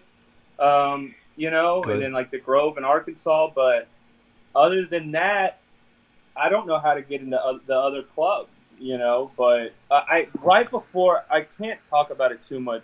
Right before this quarantine hit, I got a big opportunity that I thought I was about to land, but then the quarantine completely ruined it, into which I think I would have been able to be an official, professional comedian. No shit. Yeah, but it's all gone now. Yeah. Was it a writing gig or was it a performance gig? Performance. That's dope, dude. Yeah. I don't want to say what it actually was, just because it didn't happen. Yeah. It fell through. Yeah. Totally understand, but that's dope as shit, man. That's really cool. But, there were things there were TV opportunities in Texas that were kind of floating around that several of us, I don't know, maybe that was the opportunity you were talking about, but there was one that a really well-known comic, who I won't say, but he had a deal in the works with Netflix that a lot of us were going to be able to hop on. And I was like, that'll be fucking amazing. And then, and it's like, fuck, man. John and I were actually working on a pilot to go, that was going to be taken to LA and pitched. Again, everything came to a fucking grinding halt. Money, shows, all that shit just came to a halt, dude. And it's that's why I started doing this, because I was like, I have nothing right now. And then I got laid off from radio. It was like, man, something's got to happen. Do you have a day job, or do you just do comedy? I drive Favor and Uber Eats, you know what I mean? Just to, get by or whatever. But it's just that in comedy. Yeah. I kind of picked when I first started doing it, just I'm dedicating 100% to this and everything like that. And I'll do bullshit jobs to pay the bills, but I'm all in on comedy, because it's so difficult. It's so hard. And making it in this business are so low that if you're not 100%, I just don't see how this works. Yeah. When are you heading to LA or New York, or which one is it? Because that's comics of your ilk usually do that. What's the plan for you? I always decided into New York or whatever. Just the style of comedy there. I generally like the comics that come out of there better than LA, and I feel like LA is much more like a podcast acting type of city, and then stand up almost seems like the second or third or fourth or fifth thing that people care about. Right. Where I feel comics in New York, like the Sam Morrill and Mark Normand and Joe List, they're just stand up, set after set after set, getting amazing at that. Yeah. More my what I want to do. That's dope. Real quick, PayPal Pete with the super chat. I've seen Grady live. Dude is freaking legit. Absolutely. If you haven't seen Grady live, do yourself a favor when you see him on the show. I don't give a shit if it's a secret group or what. You've got to see Grady Pruitt do comedy live in this city before he leaves, and you miss it because you're gonna be like, "Fuck! I could have saw that cat, and now he's doing big shit in New York." It's gonna happen, dude. You're one of those cats, man, that we're all like rooting for to go and do you and Trey and the Ashton Womax and the Dale Cheesemans, man. I watch you guys and I think I'll never be that. I'll never do what you're going to do. But damn, I'm rooting for you because you guys have time on your side and you've got the chops to do it. So, Yeah. when did you know? When did you know? When you were like, all right, I'm fucking good at this. Was it Funniest Comic in Texas? Yeah, that was a huge boost in confidence. That was a huge boost in confidence. Yeah, and it's also the thing. I'm not someone. I'm terrible at most things in life. You know what I mean? I'm not. I was an awful student. You know, not a very good athlete. Not particularly well liked. You know What? I mean? And, Bro, you're like the nicest guy ever. Why? How the fuck were you not well liked? Were you like a douchebag in high school or what? Oh no, I just didn't have any confidence or anything like that. So like I would just kind of keep to myself. It wasn't like I was hated or anything like that. Were you like a school shooter, like loner, or were you just like a? No, I don't know, but I don't know, but like it just stand up was the first thing ever where I felt like, oh, I'm actually like kind of getting good at this or whatever. Like I feel like I pick up on this quickly, you know, whereas I've never felt like that before at anything, you know. Even like being a waiter, I was like, damn, I suck at this too, you know, like.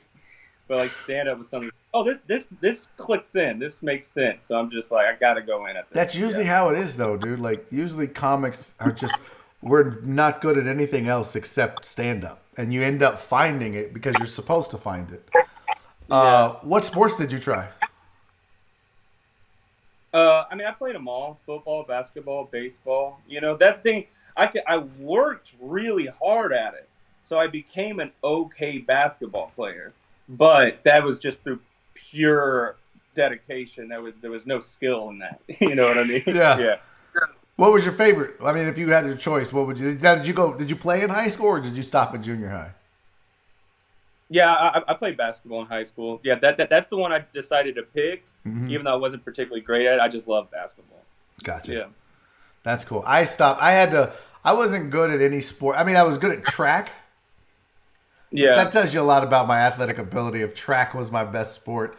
But I tried them all. My problem was I was so fucking little. I'm fat now, but I stopped growing and everybody kept growing. So I wasn't good at basketball.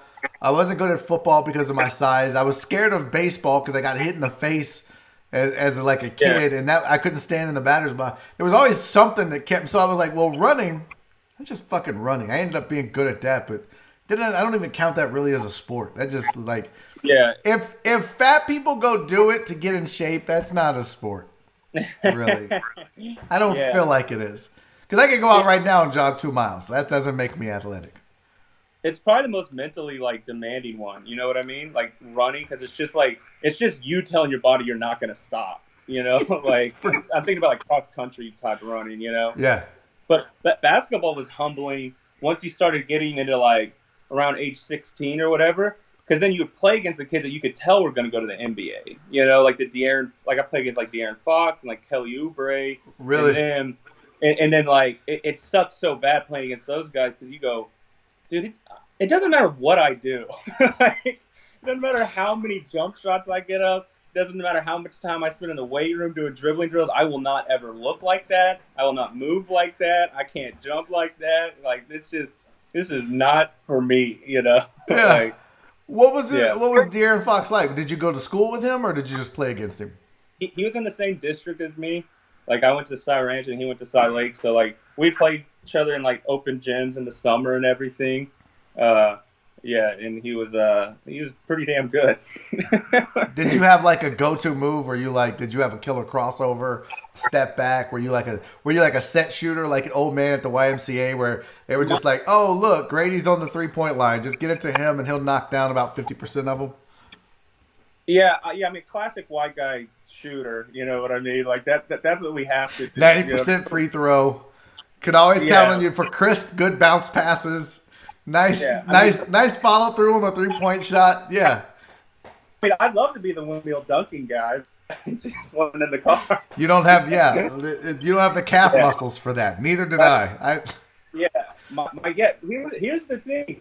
You know, I'm a white guy with cankles. Cankles are death for, you know, it's just not gonna happen. Wesley said nickname was Fouls to Give. That was me, John. I was the look. Let me tell you about my problem with basketball. I tried, but there was times when I would panic. And I've told this story on the radio before, but even in football, like they wanted me to try me at quarterback, but I would panic when I would get the snap and I would bail before I had the ball. They were like, bro, you're fucking awful. Why can't you just calm down and get the snap? So in basketball, I wasn't a good dribbler. I never practiced, so I could only go to my right. And they put a press on me, and I was a backup point guard. I was literally fouls to give. Like, I would go in, coach would be like, because I was very aggressive on defense because it was the only thing I could do. I was just, it was all effort-based, right? So I could give effort. I had no skill. So I would go in, and I would just foul somebody real hard, and they'd be like, yeah, good job. Now go sit down. But he puts me in, and I'm bringing the ball up, and they press, and I panic, and I throw up a fucking hook shot from mid-court. 22 seconds on the shot clock. No one other than a press. I fucking heaved it, bro. You remember the Carlton episode where he shoots it and it's fucking slow motion and everybody's like, what the fuck was that? It was literally that. And I'm watching it and halfway there I thought, why the fuck did I do that? Yeah. And then immediately it fucking hits. And it bounces so high in the air that no one even attempts to rebound it. And it just goes out of bounds. And the fucking whistle blows. And coach is like, Laminack, you're out! No, it's fucking... Did you ever have a moment like that? Like, that was the most embarrassing... And I went to Campbell Junior High in Jersey Village High School. So, there was no escaping that forever. I was the fucking 3-point hook shot guy in a fucking Cypher ISD basketball game. It was awful. Yeah, I gotta be honest. I don't know if I ever did anything that bad. Bro, really? You never panicked? You never freaked the fuck out? I guess I might have airballed a free throw before or something like that. But here's what I was. So I grew up in the generation of you know, basketball mixtapes and everything like that. You know what I mean? Of like YouTube highlight reels. White chocolate, yeah. So I would be the guy that puts zero effort on defense. Because, you know, the only way you're going to get, you know, crossed over real bad or dunked on is like that guy was trying really hard. You know what I mean? But if you don't really try that hard, nothing really too embarrassing happens. You know what I mean? So your defense was just non-existent. Now, were you a starter or were you like first man off the bench? What were you? I was both, just depending, you know, on the team, if the team was. Okay. But yeah. So you weren't like I was literally the last guy. No, I was never that guy. Never that guy. Well, way to make me feel good. That's just make me feel like shit there. Did you play football too? What'd you play? What were you in football? See, I only played football in elementary school and middle school or whatever. Like my last year of football was 7th grade, and that was See, I didn't like football. I just played football because all my friends were playing football, and you know I just felt like I would be a loser if I didn't play football. You know what I mean? What'd you end up playing in junior high? In junior high, I ended up playing cornerback was my position, but I was like backup cornerback. I never got in the game. You know, never played in the game. Well, no, I do a bit about this. I had to play one game. Go ahead. This is so great. It's so great. It's true? I didn't realize it was true. I mean, I thought, you know, there's some semblance, but please tell the story because this is fucking great. All of the cornerbacks on my football team got suspended for school for doing whippets, like Axe body spray, like they're doing whippets underneath the bleachers and shit, like to get high, which is wild. That's such crazy move. But so then I was forced to play, and again I was on the A team because I had like decent eye-hand coordination. So like there was like I think 3 teams, like an A, B, and C team. So I'm on like the best one with like, these are kids that are already hit puberty and are like really, big and better. And so, I mean, I lie in the joke and say I gave up like 7 touchdowns, but like they just threw on me the entire game because they could tell, and I was scared to tackle people. Like it was a real disaster of a game. It hurts, right? See, that's your 3-point hook shot moment, really. I mean, like I played, I played defense, but then they wanted me to try the thing because I was fast and I wasn't afraid to hit, but I just wasn't big. That was my problem. So they would put me at linebacker because I would tackle anybody. But the worst was always, at least when I played, and maybe it's changed because when did you how old are you? I'm 25 now. Oh, so I'm 20 years older than you. And so when I was in junior high, if you played wide receiver or cornerback, that was literally like right field in baseball. They were just like, look, we have to fucking play you. We don't pass the ball in junior high. So you played safety or corner or wide receiver if you sucked. And so they moved me once everybody started, like you said, once everybody hit puberty, I got moved from like linebacker to cornerback where sports careers go to die in junior high football. That was the fucking... That's how it was for the most part still. But the team that I happened to be playing that game had a good quarterback. They actually had a quarterback who could throw and everything. And I remember this. I do this in the bit, but it's true. I at one point I'm getting heckled by my own stands. My own stands are heckling me and shit. I'm like, this is 7th grade football. Why the fuck do you care about this? Oh my God, we got spirit. Yes, we do. We got spirit, and we'll give you Grady too. Please get him off our team. It sucked because I think I cared about the game the least of anyone on my team because I was just there because all my friends were playing, Yeah. But then everyone got pissed at me after the game because I lost the game 100% on my shoulders, All your fault. Yeah. Oh, that's the fucking best, dude. Oh, there's nothing better. Like when I did the 3-point hook shot, no one would fucking sit near me at practice. They wouldn't talk to me. It was just it was the worst ever, man. It was, that's a horrible feeling because you're only there to hang out. Like I knew I wasn't a great athlete, but did your friends fuck with you or were they just like, yeah, we knew you sucked? No, they definitely fucked with me. Yeah. I thought I was going to get demoted to like one of the B team or something like that after that game, but they just kept me on the bench. Did you ever play again? Did you ever sniff game action again? Well, also, here's the thing. I didn't want to play. So sometimes I should have been in that game, but I would make some other kid going instead because like I didn't want to be out there, so I would just have another kid going for me or I just pretend I'm injured or something like that. I wanted no parts of it. I remember... because I played receiver. I was a receiver at the beginning, and on the first practice, I went across the middle and caught a pass, and then just got lit up by a linebacker, and I just went never again. Like, that's it. I am done. Yeah. That's outstanding. How is this a fun activity? Like this. Hitting and getting hit. It was weird. I told a story on the show where I had kind of a similar. I did diving for a year. Okay. Belly flop, busted all the blood vessels, literally swam to the side, got out, walked, called my mom. I was like, come get me.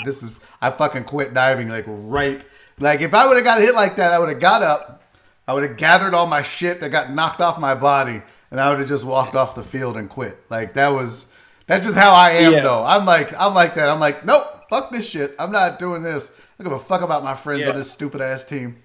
Yeah. Yeah. So you weren't athletic. What did you want to do? Did you know about comedy at the time? Junior high and high school? Did you have an idea of what you wanted to do, or were you just figuring shit out? Man, I was just you know what? I really like the show King of Queens with Kevin James, and he was a delivery driver, and I was thinking like, I bet I could do that. I bet I could like drive for UPS or something. That was your goal? And you're like, man, one day, what would you just fucking lift packages at the house? Like one day, I'm gonna do this professionally. I wasn't training for it, but it was just something I bet I could do, And then I was like, maybe I'll marry Leah Remini after, Get into Scientology, and you guys will have fucking weird babies or beliefs. Yeah, I looked at Kevin James' character in that TV show like that. That guy has it all. that was your goal? You're like, if one day, if I could be like that, dad living in the basement, that's fucking funny, dude. You know, Juggalo Trey, the redhead kid Yeah, I from the love radio Trey. station. Yeah. His, Yeah, I watched his episode. He said one of the things he's all, besides being a NASCAR play-by-play, he always wanted to work at a gas station. Yeah. What the fuck? I wanted to be an actor and a comedian from the time I was 8 years old. I guess it's like, I don't know. And I never thought or, figured out how to do it until I was 38. But I don't know. I always had like, did you never wanted to be like a firefighter or none of that shit? I thought firefighter for a little bit. Yeah. But firefighter was an option. With the hours of a firefighter, I feel like I could probably have been a firefighter and a UPS delivery driver. Like I could have been Double up. Could have gotten 2 paychecks. No, the comedy, I always liked comedy, but like I only knew the biggest guys. Like I knew Dane Cook, Chappelle, Kevin Hart. It wasn't until like late high school I discovered like Bill Burr and like Louis C.K. Those 2 guys were like I watched both of those guys and I was just like mind blown. I was like, what the fuck is this? And then that's when I started really getting into stand-up. And then that through that, I discovered like Patrice and Dave Attell and all those. And then I just devoured it all, And then it was like so probably around like 17, 18, it became like a fantasy, of like, oh, I bet, that would be cool if, you know what I mean? But like, I just can't do that. You know what I mean? And were you always the funny friend? Were you always like the funny dude in the family or the funny dude amongst all your friends? I was funny. That was my way to like get because in high school you have you have the really good athlete or the good looking guy or just like the cool swab. So it's like you're none of those. You're like, well, I need to find an angle in to compete or whatever. So I would say I was funny, but here's the thing. All my friends were super funny. Really? You know what I mean? So I didn't feel like I was the funniest of the group. Yeah, like that. That's how I would, try to. Are you friends with any of those dudes now? And are they like, well, I'm funnier. I'm the funny friend. Like you weren't even that funny. Yeah, and I agree. Yeah. No, don't tell them that. You're way funnier now. I'm sure they probably think they're funny. You know how that shit works. Yeah. You always hear motherfuckers that start comedy are like, oh, dude, all my friends tell me I'm the funniest. It's like, yeah, you're funny telling inside jokes to your buddies. It's a whole different thing trying to write relatable material for the stage that somebody 20 and somebody 60 is going to laugh at. Regardless, that's completely fucking different. Totally different muscle. Like, I would compare it to, like, it's so, like to sports or whatever. Someone goes, like, I'm really athletic. I'm really good at football. And then they go like, all right, well, like now, like stand-up comedy is baseball. You know what I mean? It's like, yeah, you might have been like a great linebacker, but this is yes, it's still a sport, but this is a totally different skill set and everything like that. And if you've never picked up a baseball bat before, this is going to be very difficult for you. Yeah. Yeah, for sure. Are you one of those guys where so how long have you been doing it now? You're 3 years in? I started in the summer of 2016. Okay. So about 4 years in. Yeah, coming up on 4 years. Are you setting goals or are you just fucking one night at a time? Because with 4 years in, are you like, all right, here's what I want to be in New York within a year or 2 years, or I want to be writing? Because I don't know, you talked about just doing stand up. Do you have any aspirations of writing? And are you setting goals for any of this shit? Yeah, I mean, I always have, like, every year I have certain goals that I'm trying to accomplish and everything like that. And so, like, right now it is to get into more clubs. You know what I mean? So, like, maybe at least, say, 2 weekends of the month, I'm at least featuring somewhere or something like that. Right. So, like, now that's kind of the goal, to, get in. I think the next clubs I could be able to get into would be like the Looney Bins, the El Paso Comic Strip, like some of these other rooms, to where I basically I can just work more, and then hopefully start to at least headline, maybe even off nights or whatever I can. Because before this quarantine hit, I would kind of headline different bar shows and small things where I got to do 45 to an hour, and I was just getting comfortable doing that time range. And if I'm 100% honest with myself, it wasn't a like special ready hour, you know what I mean? But I was just getting it to like where I felt like I could do that amount of time and it be a good show. Right. You know what I mean? Where Get people laughs the whole time.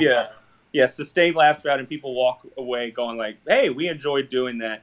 And so like to build that muscle to where I think the way I think I can like do very well in a 20-25 minute spot, I want to get that to an hour, like where I feel super comfortable, this is polished, this is like, yeah. Do you feel like a lot of cats in this business rush shit? Because I've noticed people are like, oh, I need to be featuring now, I need to be headlining now, and I've got 45, and then once you do 45, you realize what having 45 is. It's like Andy always says, anyone can go up and talk for 45 minutes. Having 45 and doing 45 is two different things. Do you feel like that's an issue with young comics, and are you trying to avoid that? Yeah. You have to be super critical of yourself and everything like that, and have like a real honest ear. It might be the most important skill set in comedy is having an honest ear with your own material. I mean, some of the advice that I heard is like, you know, when you're first starting out, what you need to figure out is getting a killer 5 minutes.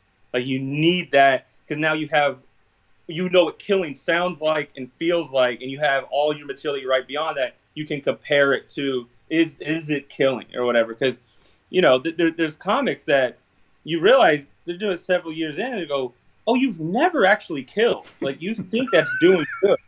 Like, you thought that was a good set. It's like, no, it wasn't. You know, you need to be a lot more critical of yourself. Dude, self-awareness from comics is the most, like you said, I think it's the most important thing, and it seems to be the most lacking in most of them. But guys like yourself that are really good, the reason you're good is you have that self-awareness to know, well, that was a shit set, and those jokes were shit, and I either need to fix them or get rid of them and work on new shit. Most comics, man, I talk about when I do some of the workshops, I talk about phantom laughter.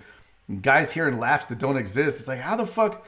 We were all there. You said you killed. You fucking ate a dick. Like, it was awful. Like, yeah. It's so bad in comedy, but it's good to hear guys that are funny and self-aware as they come up. Because, you know, like I said, I watch guys like you, and I'm like, yep, that's the guy that's going to make it, because he knows he's self-aware and he's funny. And he's not lying to himself when he gets off stage, man. So keep doing what you're doing, dude. Yeah, if you're doing that, if you're eating shit for whatever your 5-10 minute set and you get an offer you think it went well, there's no hope. Like, I just don't know how the hell you're gonna figure it out. You know what I mean? That's just that shit is garbage. Well, dude, we're running out of time. Where can people find you on social media? How can they follow you? Because you guys need to follow Grady. I'm telling you right now. Twitter and Instagram at Pruitt Grady is probably like the best. Yeah.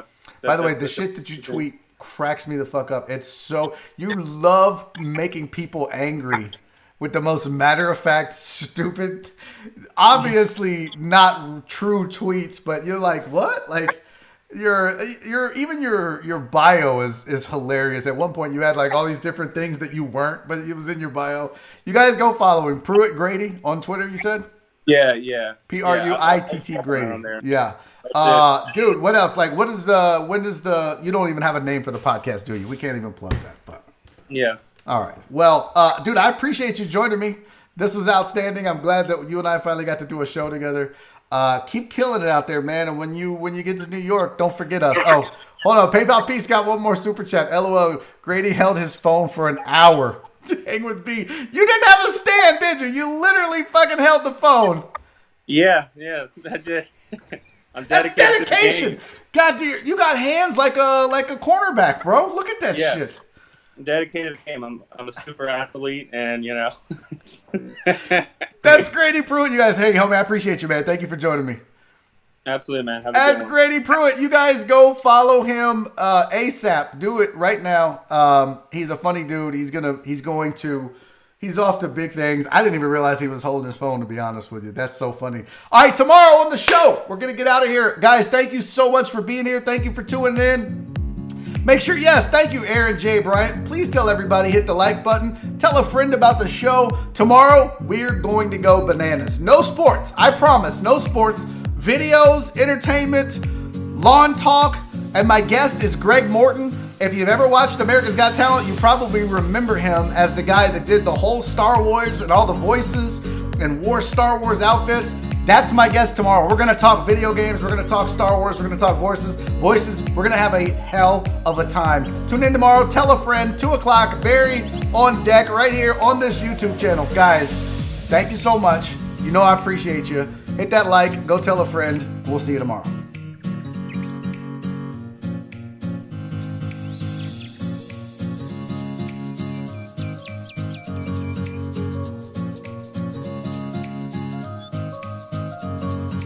Daddy's making a YouTube video!